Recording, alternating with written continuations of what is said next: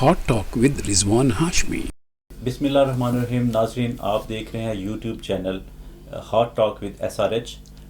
یہ ہمارا چینل کی آج فرسٹ ایپیسوڈ ہے، جس میں ہمارے ساتھ ہمیں آج جوائن کریں گے سینئر جرنلسٹ طارق لودھی صاحب مینچسٹر سے۔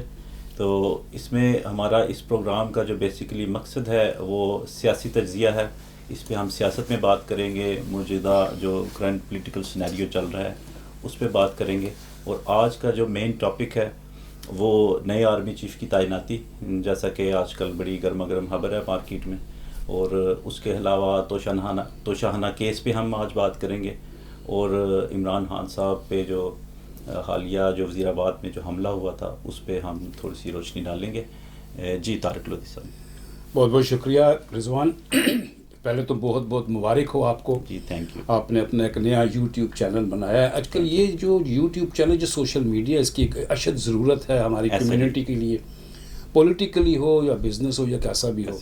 اور سوشل میڈیا ایک ایسی چیز ہے اس وقت جس نے بڑے بڑے ٹیلی ویژن کو بٹھا دیا ہے۔ تو آپ نے بڑا اچھا سٹیپ لیے، آپ آئے ہیں یوٹیوب میں۔ ویسے بھی آپ بڑے ایکٹیو ہیں کمیونٹی کے لیے اور بزنس میں بھی ہیں، تو میں اپنی طرف سے بھی، میں یقیناً ہمارے جو ویورز دیکھ رہے ہیں وہ بھی آپ کو مبارکباد دیں گے آپ کے نئے چینل کی۔ بہت بہت شکریہ مجھے اپنے ساتھ رکھنے کا۔ جی، سب سے پہلے تو ہم نئے آرمی چیف کے حوالے سے بات کریں گے۔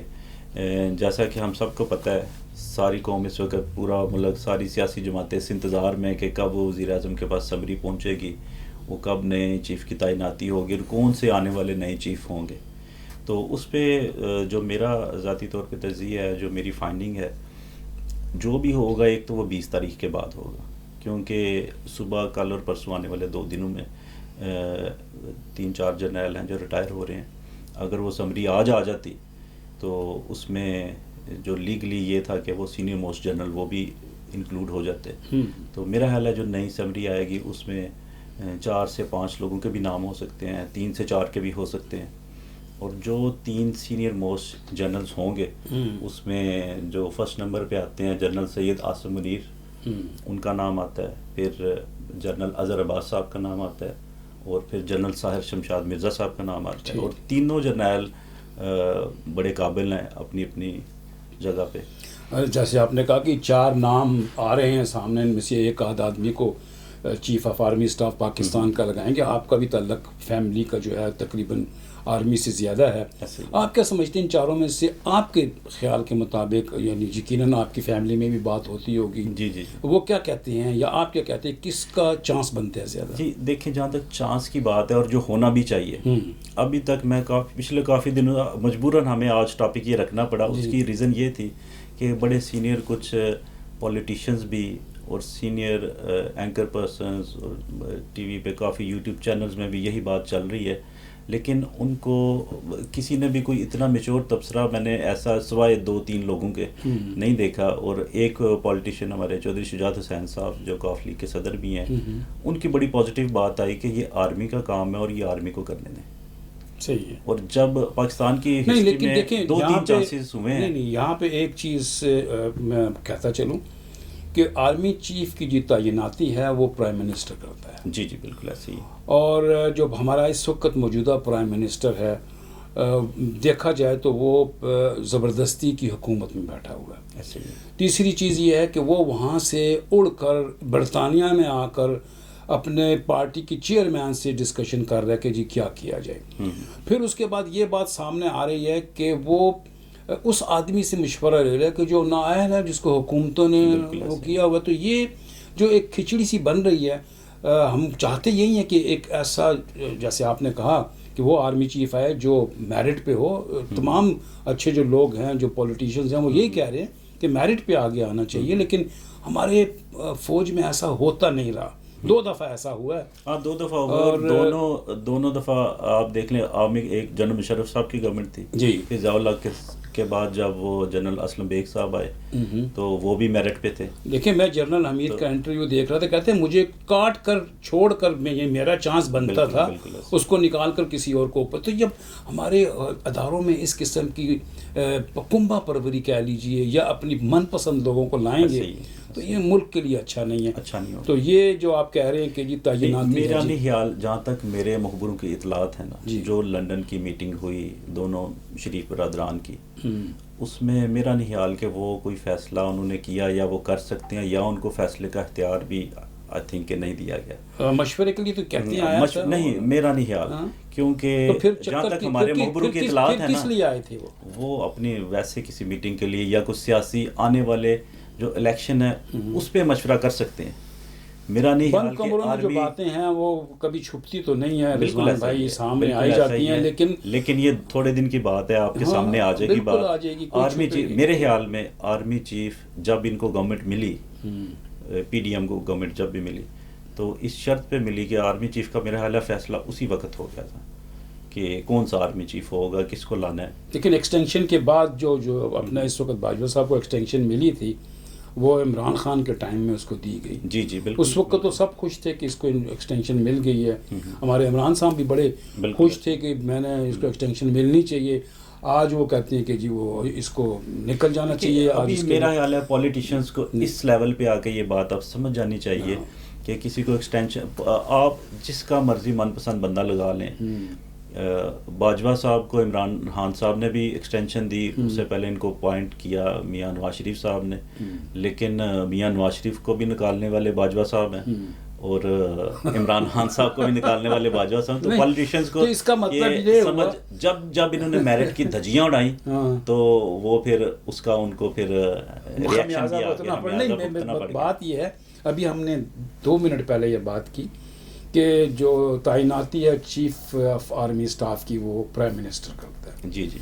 اور طاقت زاری جو ہے وہ آرمی چیف کے پاس ہوتی ہے. ایسے ہی، یعنی یہ سمجھ سے باہر ہے چیز. دیکھیں یہ تو بھی جیسے کہ میں آپ کو اپنا چیئرمین منتخب کر لوں اور پھر آپ مجھے کنٹرول کرو کہ بھی ایسے نہیں کرنا، ایسے نہیں کرنا. تو اسی لیے پرائم منسٹر چاہتے ہیں کہ اس آرمی چیف کو لگایا جو ہماری سنے.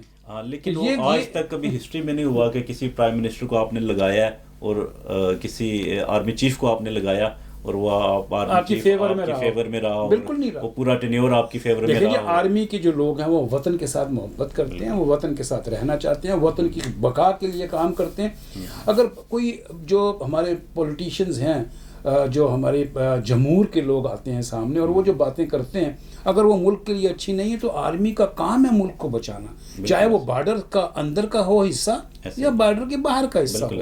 ان کا کام ہے بچانا ان کو، اور وہ بچاتے آ رہے ہیں. جی ان کی جو ڈیوٹی ہے وہ فرسٹ آف آل تو سرحدوں کی حفاظت ہے. بالکل. پھر اس کے بعد سرحدوں کی حفاظت نہیں، ان کی ملک کی حفاظت. ملک کی حفاظت، وہ اندر کی ہو، سرحدوں کے اوپر کی بات ہو، یا یعنی دشمن کی سرحد سے دور طرف سے ہو یا ملک کے اندر ہو. ملک کے اندر ہو. ان کا کام ہے ملک کو بچانا. ملک کو بچانا، ملک کو اور وہ بچاتے آ رہے ہیں. اگر شہباز صاحب کی حکومت ہے، اگر عمران خان نے غلط کام کیے تھے یا ان سے نہیں بنی تو انہوں نے ملک بچایا ہوگا، اور اگر انہوں نے نواز شریف کو نکلوایا تو انہوں نے ملک بچایا، اور اگر الیکشن میں دھاندلی کرائی ہے تو پھر بھی ملک ہی بچایا.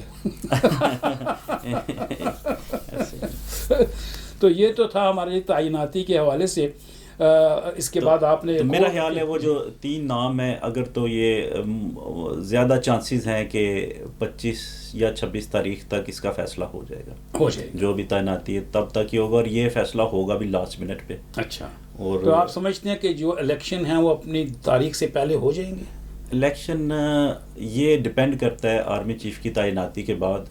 میرا خیال ہے کہ پی ڈی ایم نے اپنے جو کام کرنے تھے انہوں نے کر لیے ہیں. ہاں ڈیفینیٹلی. اب وہ الیکشن میں مین جو کام تھا وہ چیف کی تعیناتی تھا. چیف صاحب آ جائیں گے، اس کے بعد وہ بڑے ریلیکس ہو کے آرام سے الیکشن جب بھی میرا خیال ہے اناؤنس کر دیں. ابھی کوئی پرابلم ہونا نہیں چاہیے کیونکہ انہوں نے اپنے سارے مسئلے حل کر لیے. جی. اور میرا خیال ہے کہ مارچ اپریل تک میں بھی وہ چاہ رہے ہیں، وہ خود بھی چاہ رہے ہیں کہ ہم الیکشن اناؤنس کر دیں. اور یہی مین ریزن تھی جو میاں نواز شریف صاحب کو ملنے کے لیے چھوٹے میاں صاحب پاکستان سے ابھی آپ نے تو کہا کہ وہ نہیں، وہ میں نے کہا کہ وہ اس میں چیف کی تعیناتی کے حوالے سے ان کا کوئی مجھے رول نظر نہیں آ رہا. یعنی کہ ان میں ان کا کوئی ہاتھ. چیف صاحب کنفرم ہے اور یہ بڑا سرپرائز ہوگا. اچھا. سب کے لیے بڑا سرپرائز ہوگا. اور چیف جس کو بنانا ہے اگلوں نے وہ انہوں نے بنا دیا. وہ تو پی ڈی ایم کو لانے سے پہلے ہی شاید چیف کا انہوں نے.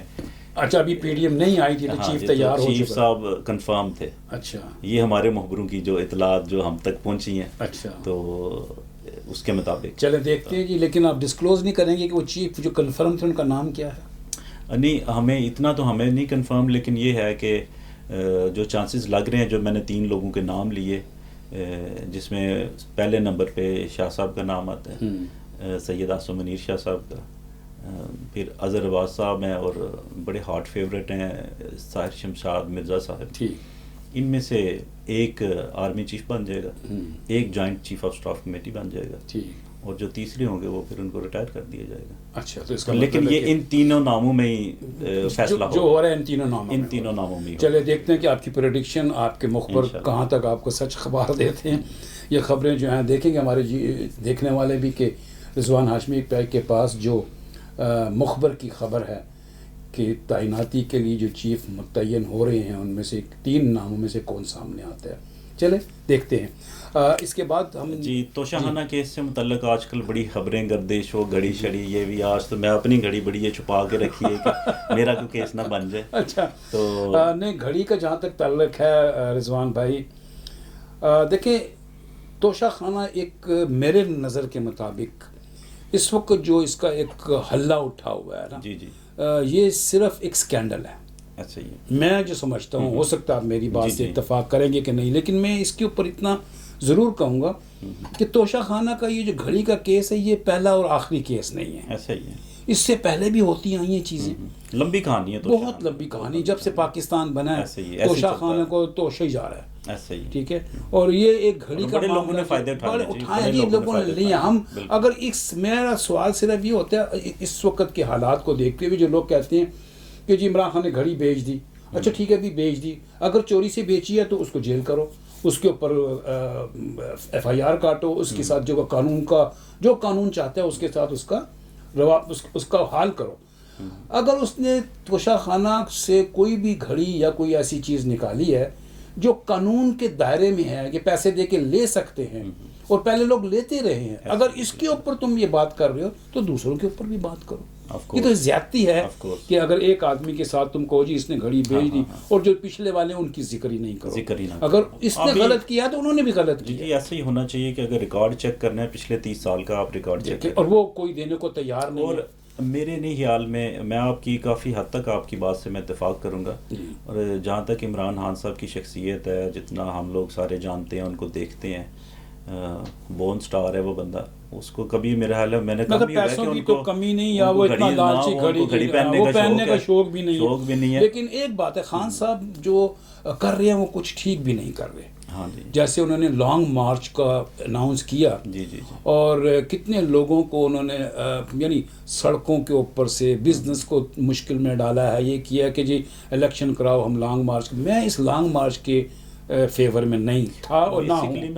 تھوڑا خان صاحب پولیٹکس کو تو ابھی کافی حد تک سمجھ گئے ہیں، اور میرا خیال ہے تھوڑے سے وہ لائلاک بھی ہیں. ان کے جو ساتھ کافی سارے کچھ دوست احباب ہیں ان کے، وہ ان کے مشیر اتنے کو خاص تگڑے نہیں ہیں. کچھ جو خان صاحب جو اپنے فیصلے کرتے ہیں، لیکن ان کے وہ بڑے زبردست جو ان فیصلے کے ارد گرد لوگ کھڑے ہوئے نظر آتے ہیں وہ بھی متنفر نظر آتے ہیں. وہ بھی میرے خیال ہے تھوڑے سے ہلے ہوئے ہیں اس وقت کہ یار ہم کہاں پھنس گئے ہیں، لیکن مجبوراً وہ ان کی ہاں میں ہاں ملا رہے ہیں. عمران صاحب کا جو اس وقت کام ہے نا وہ ڈیفیکلٹ ہوتا جا رہا ہے. ان کی زندگی کو خطرہ ہے. انہوں نے یہ زندگی خطرہ خود مول لی ہے. بالکل ایسا ہی ہے. یعنی کسی نے ان کو خطرے میں ڈالا نہیں ہے، وہ خود خطرے کو انہوں نے خود اپنے اوپر امپوز کیا ہوا ہے کہ آؤ میرے کو تم مارو.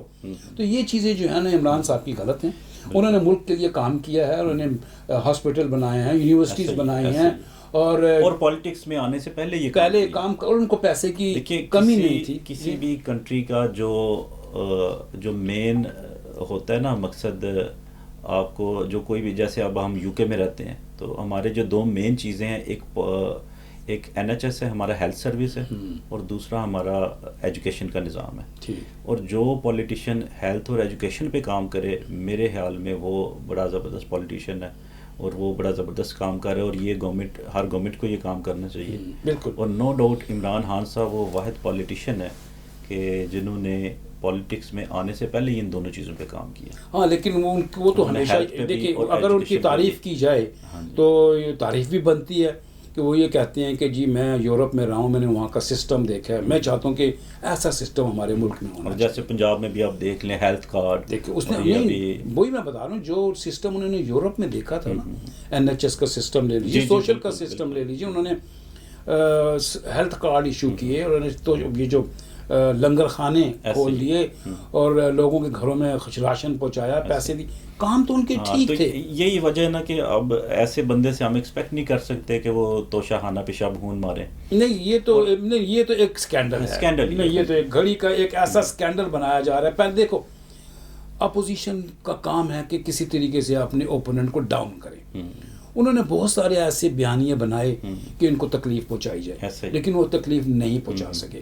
آخر میں پھر انہوں نے کہا کہ جو ہیلتھ کارڈ ہے ختم کر دو، تاکہ اس کے پاس یہی ایک طاقت ہے. کیونکہ یہ آڈیو بھی لوگوں نے سنی ہوں گی کہ ماں جو چاچا اور بھتیجی آپس میں بات کر رہے ہیں، اس کو ڈاؤن کرنے کے لیے.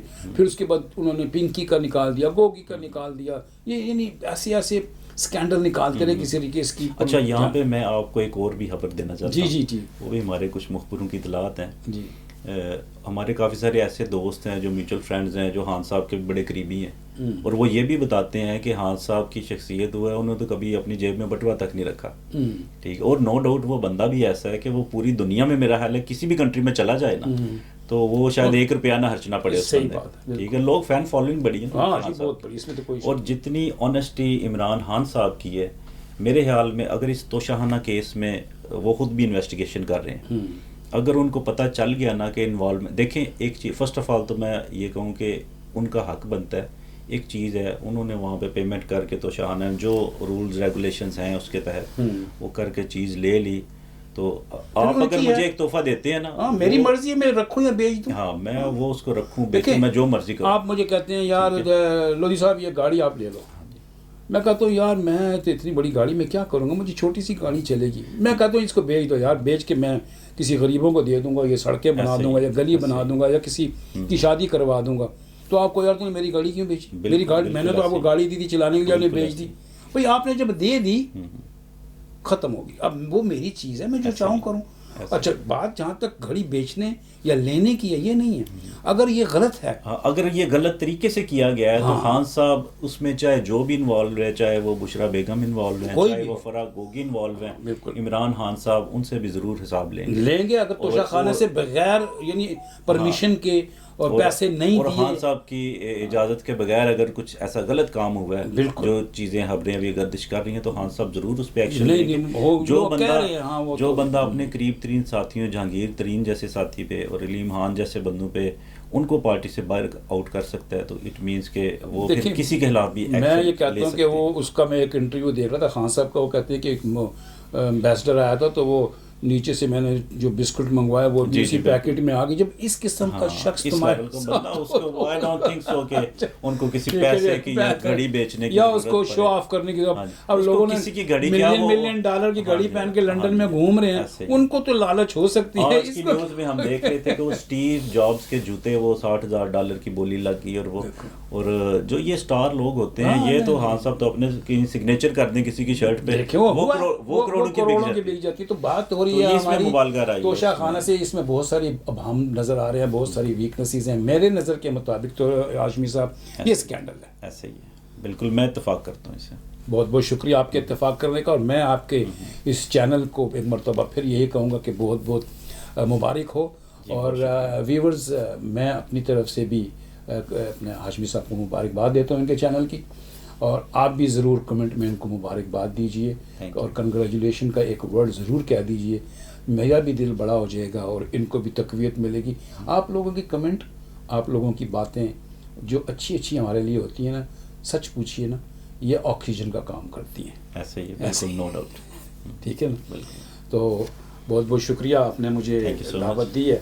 اگر آپ کے پاس کچھ ہمارے اپنے ویورز کو کچھ کہنا چاہتے ہیں. جی سب سے پہلے میں سب کا شکریہ ادا کرنا چاہوں گا کہ آپ نے ٹائم لیا اس ویڈیو کو دیکھنے کا. تو اسی طرح ویڈیوز ہماری ریگولر آتی رہیں گی. ہمارے نئے سے نئے مہمان اور اینالسٹ اور کچھ پولیٹیکل حضرات بھی ٹائم ٹو ٹائم ہمیں جوائن کرتے رہیں گے.